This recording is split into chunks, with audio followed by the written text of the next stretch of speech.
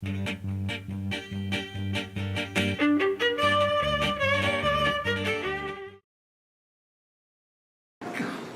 all know the joke that there are only two things we can count on, death and taxes, and yet we spend lots and lots of times discussing taxes and very little to none discussing death.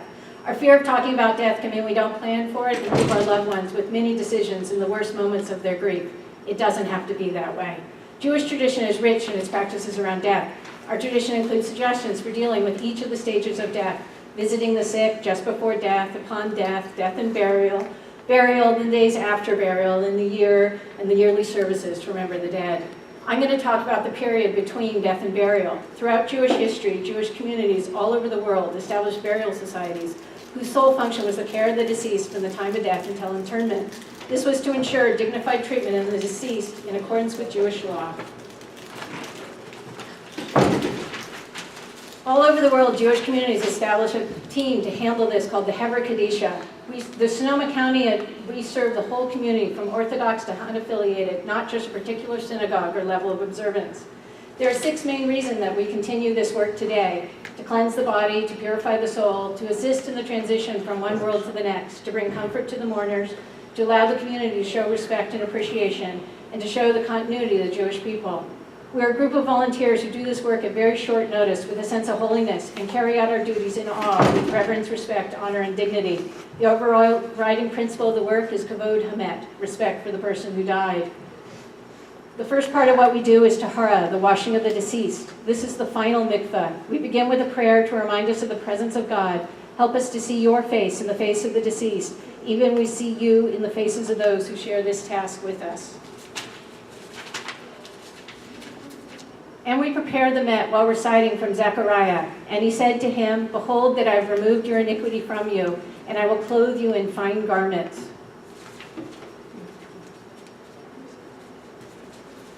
By reciting these verses, the Chevra Kadisha is acting out Zechariah's vision.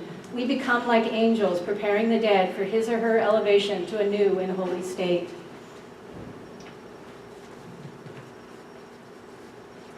We continue with verses from Song of Songs, which have been considered an allegorical description of God.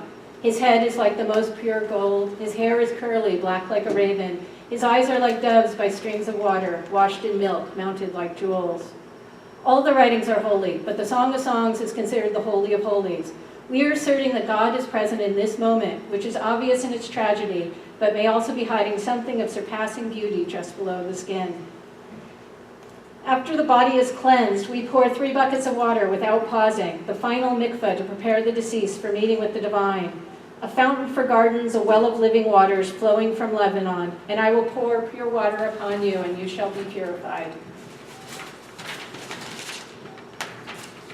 After pouring of the water, the dead is dressed in takrikim, which are meant to resemble the garments of the priesthood. While the body is being dressed, we recite, "I will greatly rejoice, my soul shall be joyful in my God, for God has clothed me with the garments of salvation." We are acting out physically what we believe to be happening spiritually. It is God, not the Chevra Kadisha, that purifies a soul, but we purify the body as a ritualized assertion of faith that God will receive this deceased Jew.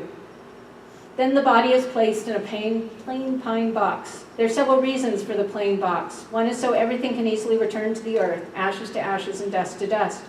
Another is that we are all the same. Whether the deceased is the wealthiest person or most learned scholar, we're all the same in death.